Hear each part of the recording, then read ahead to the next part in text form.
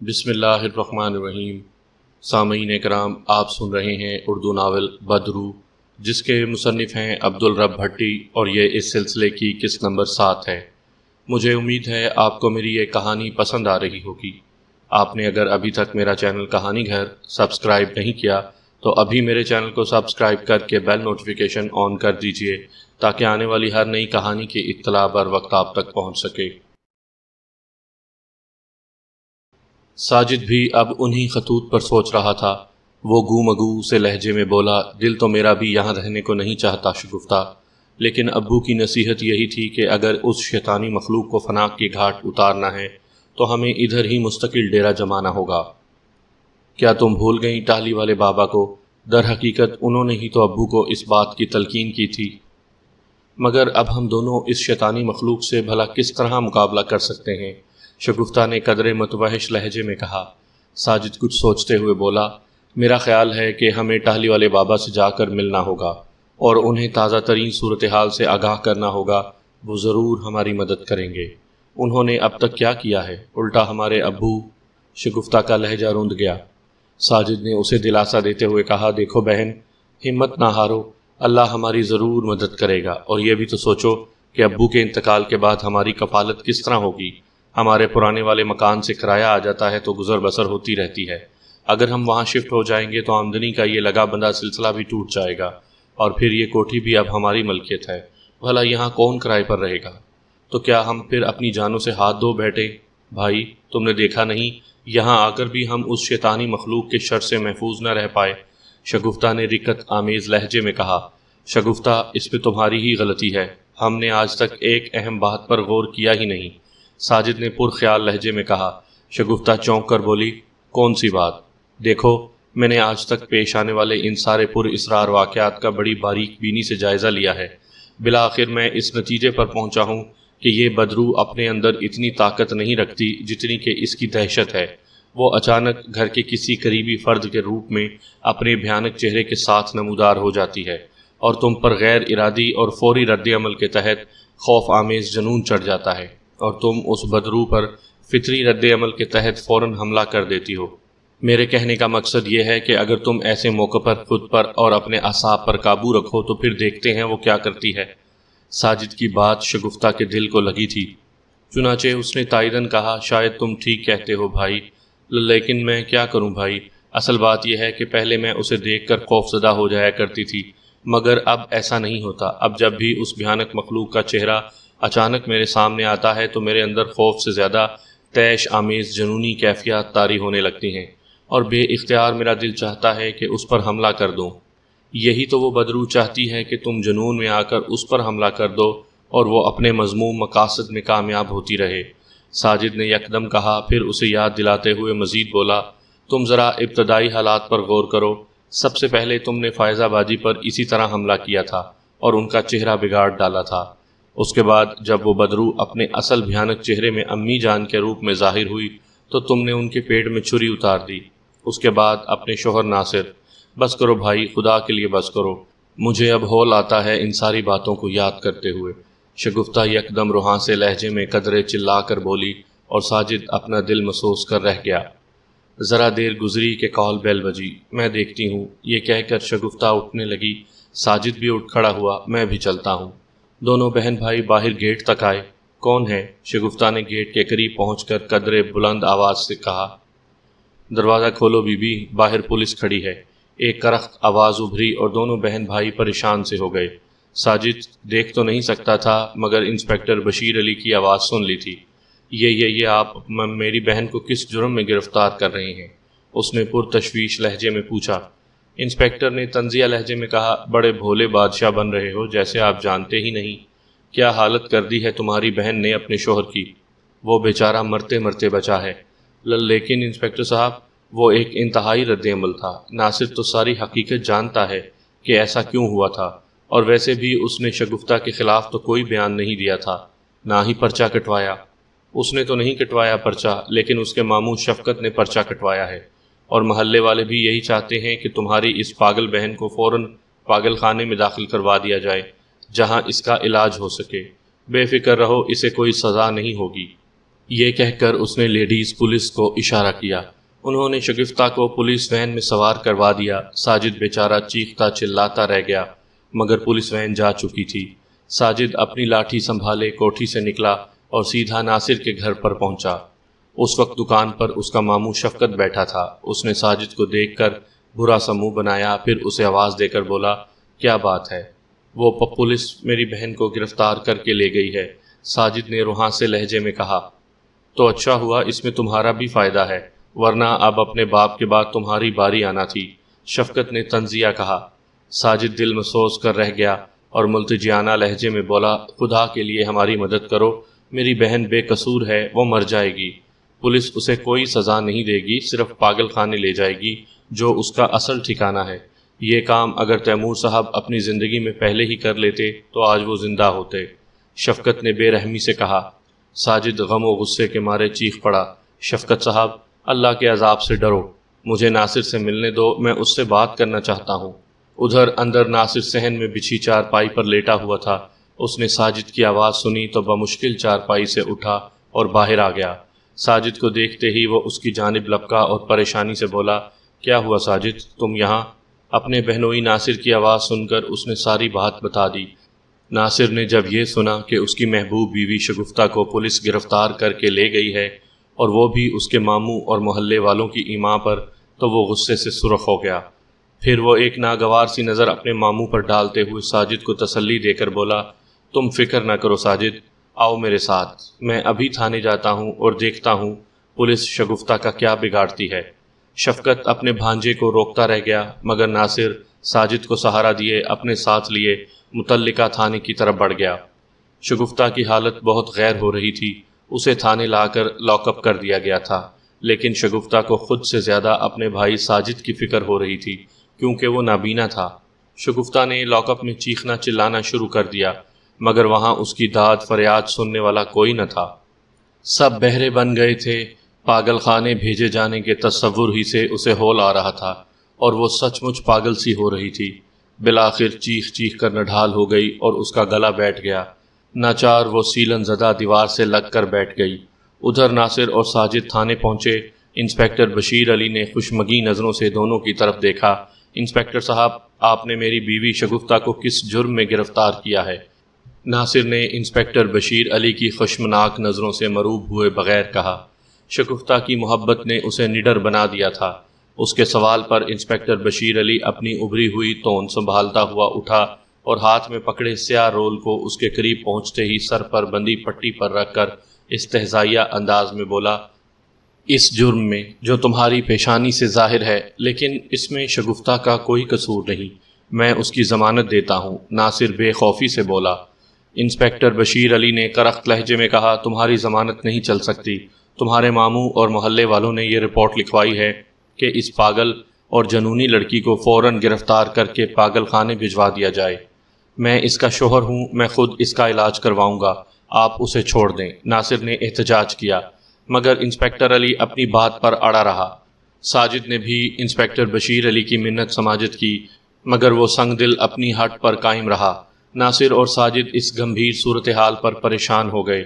انہوں نے انسپکٹر کو دھمکی بھی دی کہ وہ عدالت میں جائیں گے، مگر پھر بھی اس پر ذرا اثر نہ ہوا۔ بالآخر ناصر نے شگفتہ سے ملاقات کرنے کی درخواست کی، جو مان لی گئی۔ پھر جب ناصر اور ساجد کو لاک اپ تک لایا گیا تو ناصر اپنی محبوب بیوی شگفتہ کی حالت زار دیکھ کر دل محسوس کر رہ گیا۔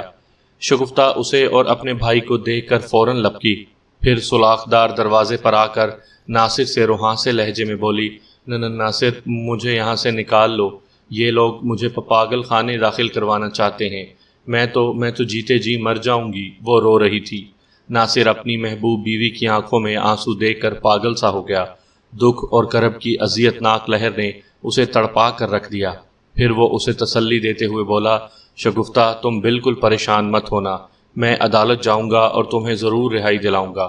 شگفتہ کو اپنے شوہر کی بات پر ڈھارس تو ہوئی، لیکن پھر اپنے نابینا بھائی ساجد کی طرف دیکھ کر کہا، لیکن ناصر، ساجد کا کیا بنے گا؟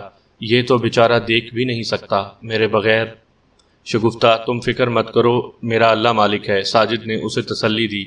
ناصر شگفتہ کے آنسوؤں سے لبریز چہرے کو محبت پاش نظروں سے دیکھتے ہوئے اس کے سلاخوں پر رکھے ہوئے ہاتھوں کو پیار سے تھامتے ہوئے بولا، شگفتہ تم ساجد کی فکر نہ کرو، میں اس کے ساتھ ہوں، میرا یقین کرو میں تمہیں یہاں سے نکال کر ہی رہوں گا، اس مصیبت کے وقت میں تم دونوں کو تنہا نہیں چھوڑوں گا، یہ میرا تم سے وعدہ ہے۔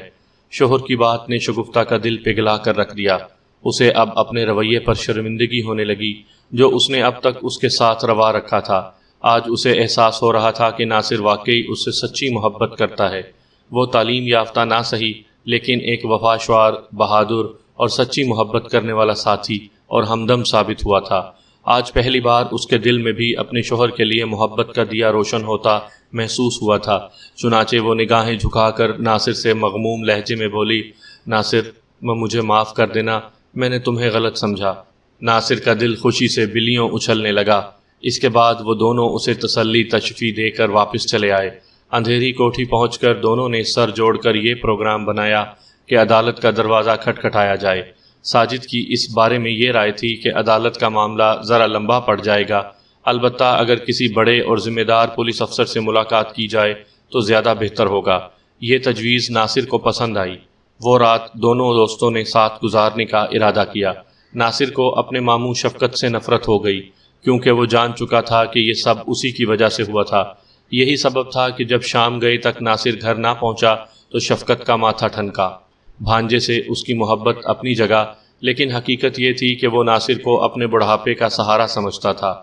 دکان بھی تقریباً وہی سنبھالتا تھا، بھانجے کے سوا اور اس کا دنیا میں کوئی نہ تھا۔ چنانچہ جب شام گئے ناصر نہ لوٹا تو وہ سمجھ گیا کہ اس کا بھانجا ناراض ہو کر ضرور اپنے برادر نسبتی ساجد کے ہاں چلا گیا ہوگا، لہٰذا وہ دکان بند کر کے سیدھا اندھیری کوٹھی جا پہنچا، لیکن ناصر نے اس کے ساتھ جانے سے صاف انکار کر دیا۔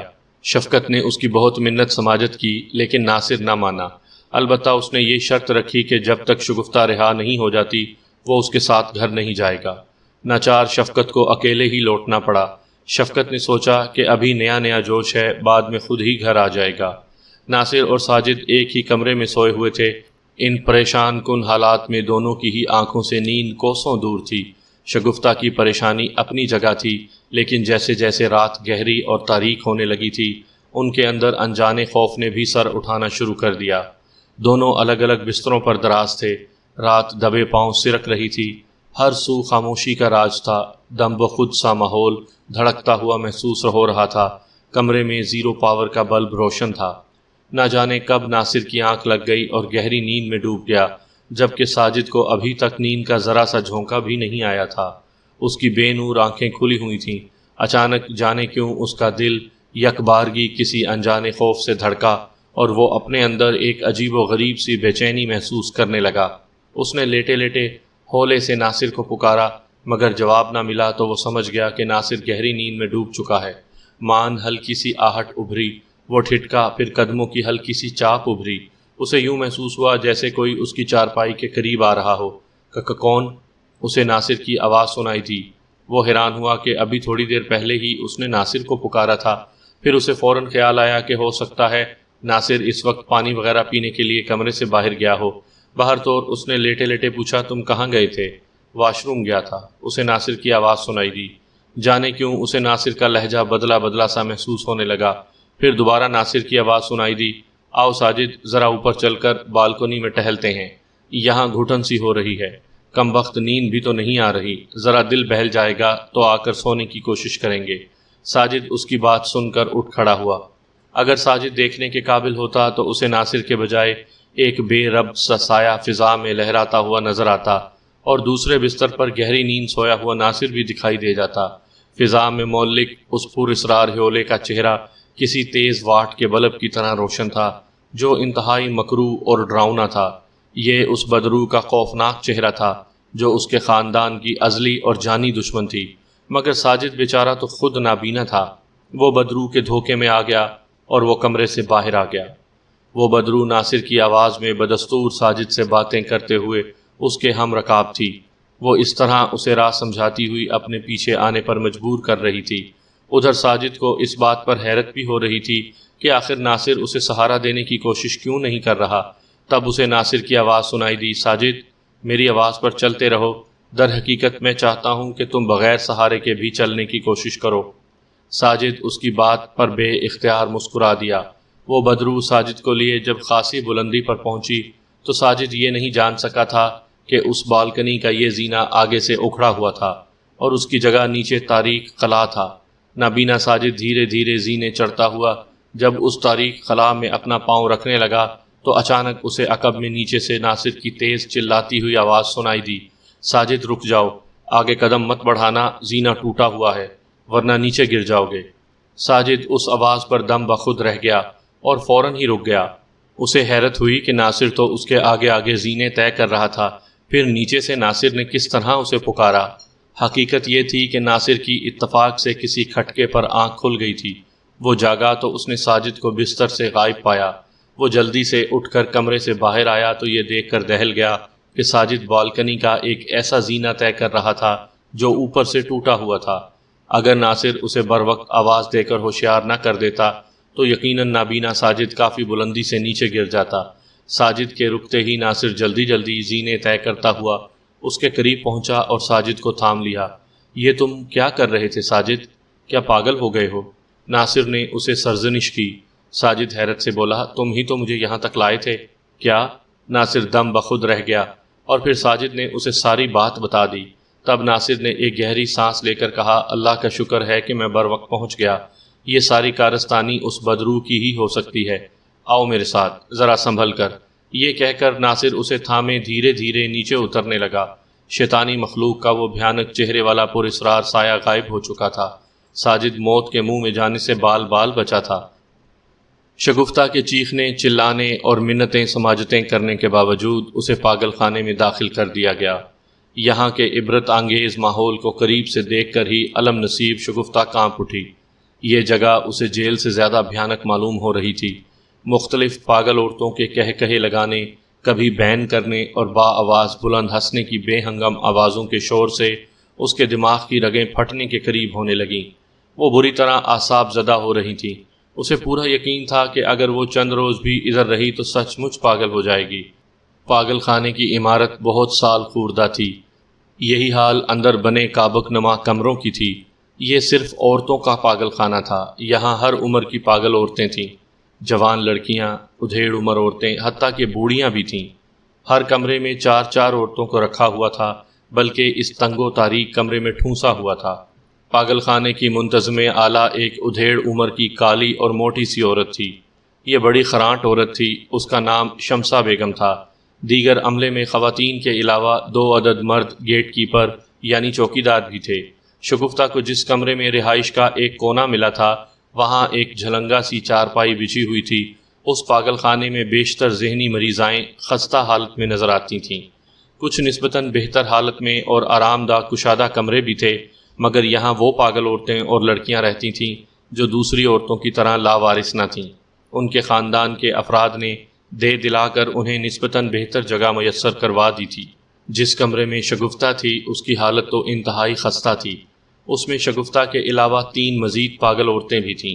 ان میں 2 تو خاصی ادھیڑ عمر کی نحیف اور ان کی حالت بھی نہایت خستہ ہو رہی تھی۔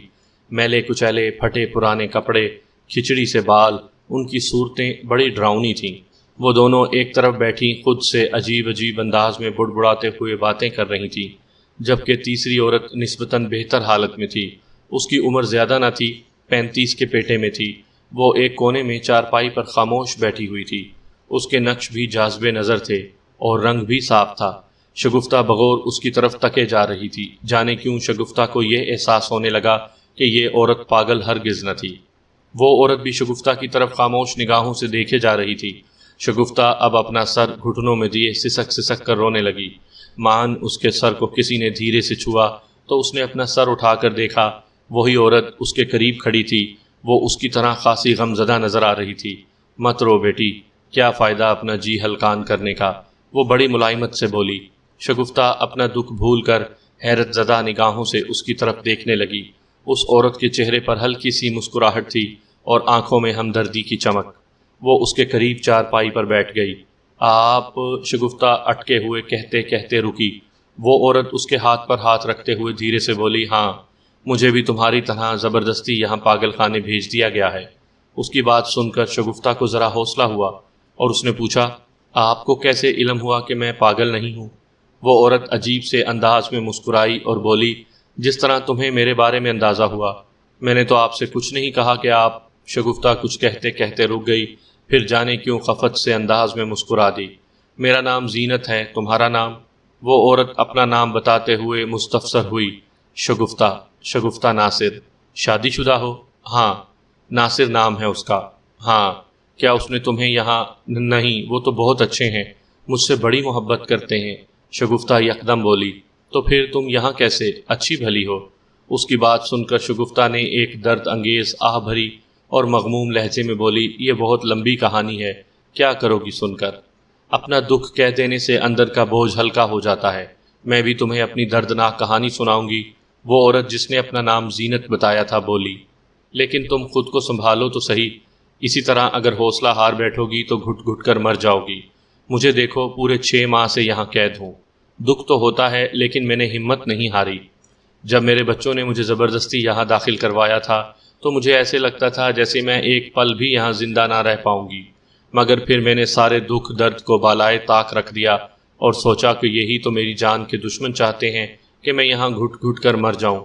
تب پھر میں نے خود کو سنبھالا اور حالات کا جرأت مندی سے مقابلہ کرنے کا سوچا۔ وہ اتنا کہہ کر چپ ہو گئی۔ شگفتہ نے قدرے حیرت سے پوچھا، آپ کو آپ کی اولاد نے یہاں بھیجا ہے؟ ہاں، لیکن وہ میری اولاد نہیں ہے، میرے شوہر کے بچے ہیں۔ مگر مجھے دکھ تو اس بات کا ہے کہ میں نے تو انہیں سگی ماں کی طرح پالا تھا اور کبھی ستیلی ماں کا سا برتاؤ نہیں کیا، لیکن پھر جیسے ہی میرے شوہر امان اللہ کی آنکھیں ہمیشہ کے لیے بند ہوئیں تو مجھے پاگل، جنونی اور ذہنی مریضہ قرار دلوا کر یہاں داخل کروا دیا گیا۔ زینت اپنی رو میں کہتی جا رہی تھی، گویا اس طرح اپنا بار ہلکا کرنا چاہ رہی ہو، لیکن اب مجھے اس کا غم نہیں ہوتا کیونکہ یہ سارا دولت کا چکر ہے۔ مجھے یقین ہے کہ اگر ان حالات میں میری اپنی سگی اولاد بھی ہوتی تو وہ بھی یہی کرتی، لیکن اب میرے دل و دماغ میں ان کے لیے نفرت بھر گئی ہے۔ میں بھی انہیں ان کے مقصد میں کامیاب نہیں ہونے دوں گی۔ اتنا بتا کر وہ خاموش ہو گئی۔ شگفتہ نے دیکھا اس کا چہرہ طیش اور نفرت کی آگ سے سرخ ہو گیا تھا، آنکھوں سے چنگاریاں سی پھوٹ رہی تھیں۔ پہلی بار شگفتہ کو احساس ہوا کہیں یہ واقعی پاگل تو نہیں۔ تم بتاؤ، تمہارے ساتھ کیا ظلم ہوا تھا؟ زینت نے اچانک خود پر قابو پاتے ہوئے شگفتہ سے پوچھا۔ پھر جب شگفتہ نے اپنی پراسرار اور دہشتناک داستان سنائی تو زینت شگفتہ کی عجیب و غریب اور ناقابل یقین داستان سن کر دم بخود سی رہ گئی۔ پھر لکنت زدہ لہجے میں بولی، کیا واقعی تو تم پر کسی جن کا سایہ ہے؟ ہاں، لیکن صرف مجھ پر نہیں بلکہ میرے سارے خاندان کا دشمن ہو گیا ہے وہ۔ مجھے تو اب اپنے بھائی ساجد کی فکر ہو رہی ہے، وہ بیچارہ تو دیکھ بھی نہیں سکتا، پتہ نہیں اس کا کیا ہوگا۔ بھائی کے ذکر پر وہ سسک پڑی۔ زینت اسے تسلی دیتے ہوئے بولی، حوصلہ رکھو شگفتہ، اللہ بہتر کرے گا۔ تمہاری خوفناک داستان سن کر تو میرے رونگٹے کھڑے ہو گئے ہیں۔ ویسے شکر کرو تمہارا شوہر ناصر تم سے سچی محبت کرتا ہے، وہ چین سے نہیں بیٹھے گا اور ضرور تمہیں یہاں سے نکلوا کر رہے گا۔ اتنا کہہ کر وہ ذرا تھمی، پھر بولی، میرا شوہر امان اللہ بھی مجھ سے بہت محبت کرتا تھا، اس نے مرنے سے پہلے اپنا سب کچھ میرے نام کر دیا۔ اسے شاید یہ ڈر تھا کہ اس کے مرنے کے بعد ستیلی اولاد کہیں مجھے در بدر اور خاک بسر نہ کر دے، لیکن باوجود اس کے وہ چاروں اپنی سازش میں کامیاب ہو گئے۔ آئے روز مجھے تنگ کرنے لگے، بری طرح ستاتے تھے مجھے، الٹے سیدھے اور گندے گندے الزامات میرے سر پر تھوپتے رہتے اور مجھے پاگل سا بنا ڈالا۔ وہ یہی چاہتے تھے کہ میں سچ مچ پاگل ہو جاؤں اور وہ لوگ مجھے پاگل قرار دے کر یہاں بھیج دیں، لیکن… وہ اتنا کہہ کر رکی۔ شگفتہ نے دیکھا اس کے ہونٹوں پر بڑی زہر خند مسکراہٹ تھی۔ وہ لوگ اب بھی پوری طرح اپنی سازش میں کامیاب نہیں ہو پائے ہیں۔ ان کا وکیل مجھے ذہنی مریضہ قرار دینے کے بعد میرے شوہر کی ساری دولت و جائیداد ہتھیا کر مشتاق، اظہر، نعیم اور ببلی کے نام کروا دے، لیکن جب وہ یہاں آ کر یہ دیکھنے کے لیے آتے ہیں کہ میں واقعی پاگل اور ذہنی مریضہ ہو چکی ہوں یا نہیں تو انہیں اس وقت سخت مایوسی ہوتی ہے کہ جب مجھے وہ بالکل بھلا چنگا دیکھتے ہیں۔ اب وہ چاروں اس بات کے منتظر ہیں کہ میں اس ماحول میں رہ کر سچ مچ پاگل ہو جاؤں تاکہ مجھے عدالت کے سامنے حاضر کر کے میرے پاگل ہونے کی حتمی تصدیق کی جا سکے۔ اس لیے اب میں خود کو سنبھالے رکھتی ہوں، لیکن اس گھٹن زدہ ماحول میں رہتے ہوئے کبھی کبھی مجھے یہ خوف ہوتا ہے کہ میں کہیں سچ مچ پاگل ہی نہ ہو جاؤں۔ اتنا بتا کر زینت کی آنکھوں میں بھی آنسو امڑ آئے۔ شگفتہ کو اس کی دکھ بھری داستان سن کر بہت افسوس ہوا تھا۔ بظاہر دونوں کا مسئلہ ایک ہی تھا۔ زینت کو اس کی ستیلی اولاد اپنے مذموم مقاصد کی خاطر پاگل قرار دینے پر تلی ہوئی تھی، جبکہ شگفتہ کے شوہر کا ماموں شفقت اسے پاگل قرار دے کر اپنے بھانجے ناصر کو اس کی زندگی سے ہمیشہ کے لیے نکالنا چاہتا تھا۔ شگفتہ نے پوچھا، تو کیا آپ کے شوہر نے اپنا سب کچھ ہی آپ کے نام کر دیا ہے؟ نہیں، اس نے اپنی اولادوں کے نام ان کا حصہ کر دیا تھا، مجھے بھی حصہ دیا تھا، لیکن چاروں بچوں کا حصہ میری کوٹھی میں موجودگی سے مشروط رکھا تھا، کیونکہ شوہر کے کاروبار اور کوٹھی میں میرا بھی حصہ تھا، میں کاروبار بھی سنبھالتی تھی، زینت نے بتایا۔ پھر ان چاروں کو ایسا نہیں کرنا چاہیے تھا، جبکہ ان کا حصہ انہیں مل چکا تھا، شگفتہ بولی۔ زینت نے زہر خند مسکراہٹ سے کہا، وہ لالچی ہیں، میرے حصے پر بھی ان کی نظر تھی، مجھے تو ان سے جان جانے کا خوف ہونے لگا تھا۔ کمال ہے، جب آپ کو اپنا حصہ مل چکا تھا تو آپ کو اپنا دفاع کرنا چاہیے تھا، کوئی اچھا وکیل کر سکتی تھی، شگفتہ نے اپنی فہم و فراست کے مطابق پوچھا۔ وہ دوستانہ انداز میں اس کا گال چھو کر شوخی سے بولی، خاصی سمجھدار ہو، تم سے دوستی خوب نبھے گی۔ تم نے بالکل ٹھیک کہا شگفتہ، لیکن ان چاروں نے مجھے اس قدر پریشان اور حواس باختہ کر ڈالا تھا کہ میں ان کی اصل سازش جان ہی نہ پائی تھی۔ وہ چار تھے اور میں اکیلی، روزانہ منہ مارتی ہوئی، مجھے بری طرح تان و تشنی کا نشانہ بنایا جاتا تھا، مجھے اس قدر زد و رنج اور پریشان کر کے رکھ دیا تھا کہ مجھ پر ہسٹریائی دورے پڑنے لگے، میں پاگلوں کی طرح چیخیں مار مار کر بے ہوش ہو جاتی، میرے ہاتھوں ببلی مشتاق زخمی بھی ہوئے تھے۔ بس پھر کیا تھا، مجھے ایک دن یہاں پہنچا دیا گیا، یہاں اس سے زیادہ بدتر حالات تھے، اگر میں بر وقت ہوش مندی سے کام نہ لیتی تو سچ مچ پاگل ہو جاتی، لیکن اب میں نے ان چاروں سازشی بہن بھائیوں سے بدلہ لینے کا پکا تہیہ کر لیا ہے۔ وہ اتنا بتا کر چپ ہو گئی۔ شگفتہ نے اس کے حالات کے پس منظر میں اپنا تجزیہ کیا تو اسے ذرا برابر بھی فرق محسوس نہ ہوا۔ شفقت نے بھی اس کے خلاف یہی سازش کرنے کی کوشش کی تھی کہ وہ اس طرح اسے پاگل خانے پہنچا کر ہمیشہ کے لیے اسے ناصر سے جدا کرنا چاہتا تھا۔ یوں زینت اور شگفتہ جلد ہی آپس میں گھل مل گئیں۔ زینت کا خیال تھا کہ صرف ایک بار وہ یہاں سے نکل جائے تو اپنا زیادہ مؤثر طریقے سے دفاع کر سکے گی۔ کم و بیش یہی خیال شگفتہ کا بھی تھا۔ یوں دونوں نے ایک رات فرار ہونے کا پروگرام بنایا۔ دوران گفتگو زینت نے شگفتہ کو ایک اور لرزہ خیز حقیقت بھی بتائی تھی، جسے سن کر شگفتہ جی جان سے کانپ اٹھی۔ زینت نے اسے اس پاگل خانے کی منتظم اعلیٰ کے بارے میں بتایا تھا کہ وہ بہت خرانٹ اور ظالم عورت ہے، اس کے بڑے بڑے لوگوں سے تعلقات ہیں اور کوئی بعید نہیں کہ وہ سازشی ٹولوں سے لین دین بھی کرتی ہو، لہٰذا اب یہاں سے نکلنے کا ایک یہی طریقہ یعنی فرار ہے۔ دونوں کو اب رات کا انتظار تھا۔ رات کے کھانے میں انہیں باسی روٹی اور پتلی دال دی گئی، گویا یہ بھی کوئی جیل خانہ ہو۔ شگفتہ نے تو ہاتھ تک نہ لگایا، زینت نے بھی برائے نام چند لقمے زہر مار کر لیے۔ رات ٹھیک 9 بجے تمام کمروں کے دروازوں کو باہر سے لاک کر دیا جاتا تھا۔ جو خطرناک ذہنی مریضائیں تھیں انہیں آہنی زنجیروں سے باندھا ہوا تھا۔ شگفتہ کی سمجھ میں نہیں آ رہا تھا کہ بند دروازوں سے کس طرح باہر نکلا جائے، کیونکہ اب ان کے کمرے کا بھی دروازہ باہر سے بند کر کے لاک کر دیا گیا تھا۔ کمرے میں موجود باقی 2 پاگل عورتیں بھی اپنی اپنی چارپائیوں پر سوئی ہوئی خراٹے لے رہی تھیں۔ شگفتہ نے قدرے پریشانی سے سرگوشی میں زینت سے کہا، آخر ہم کس طرح یہاں سے فرار ہوں گے؟ کمرے کا دروازہ تو باہر سے بند ہے۔ اس کے سوال پر زینت کے ہونٹوں پر پر اصرار بھری مسکراہٹ ابھری اور اس نے اپنے ہونٹوں پر انگلی رکھ کر اسے خاموش رہنے کا اشارہ کیا، اور شگفتہ نے چپ سادھ لی، مگر جانے کیوں وہ بے چینی محسوس کرنے لگی۔ رات دبے پاؤں سرک رہی تھی، کمرے کی روشنیاں گل کر دی گئی تھیں، البتہ کمرے کی سوراخ دار کھڑکی سے کوریڈور میں ہونے والی روشنی کی مدھم کرن اندر آ رہی تھی۔ اچانک دروازے پر آہٹ سن کر شگفتہ بری طرح ٹھٹکی۔ وہ آ گئی۔ دروازے پر ابھرنے والی آہٹ زینت نے بھی سن لی تھی اور بے اختیار اس کے منہ سے سرگوشی ابھری تھی۔ کون آ گئی؟ شگفتہ نے ہولے سے پوچھا۔ ابھی اس نے اتنا ہی کہا تھا کہ اچانک کمرے کا دروازہ تھوڑا سا واہ ہوا اور ایک سانولی سی ادھیڑ عمر عورت اندر داخل ہوئی۔ وہ زینت کی طرف دیکھ کر بولی، جلد نکلو، راستہ صاف ہے، آؤ شگفتہ جلدی کرو۔ زینت نے حیران پریشان سی شگفتہ سے کہا، اور پھر وہ دونوں اس عورت کے ساتھ باہر نیم تاریک کوریڈور میں آ گئیں۔ اب وہ دونوں اس سانولی عورت کے ساتھ تیز تیز قدم چلتی ہوئی پاگل خانے کی عمارت سے باہر آ گئیں۔ باہر تاریکی تھی، سامنے ایک ذیلی سڑک تھی۔ گیٹ سے باہر آ کر وہ ادھیڑ عمر عورت زینت سے بولی، اب میرا کام ختم، مگر اپنا وعدہ یاد رکھنا، میں پرسوں تمہارے ہاں آؤں گی۔ ہاں ہاں بہن، میں اپنا وعدہ پورا کروں گی، تم پرسوں میرے ہاں آ جانا، میں تمہیں مایوس نہیں کروں گی اور تمہارا یہ احسان بھی کبھی نہیں بھولوں گی۔ زینت نے اس سے ممنونیت بھرے لہجے میں کہا، اور پھر زینت نے شگفتہ کا ہاتھ تھاما اور اسے لیے تیز تیز قدموں کے ساتھ آگے تاریکی میں چلی گئی۔